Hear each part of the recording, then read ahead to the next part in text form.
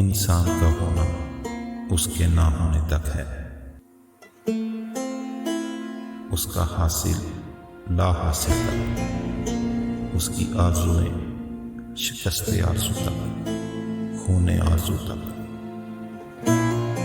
اس کی توانائی و صحت بیماری تک، اور اس کی ساری تگ و تاز اس کے اپنے ملکت تک۔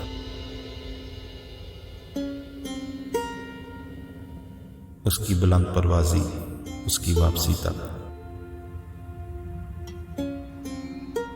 اس کا ہر تخیل عروج خیال اس کے زوال تک ہی ہے۔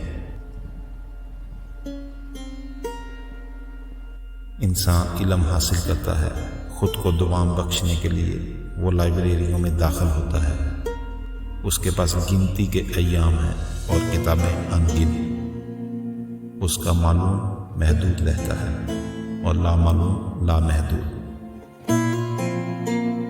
وہ تیزی سے علوم چاٹتا ہے اور فنا اس کی زندگی کو چاٹتی ہے،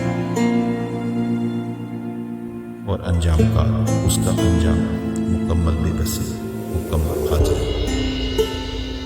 لہذا انسان اپنی ہستی کو خالق کا احسان سمجھ کر قبول کرے تو اس کی سلامتی ہے۔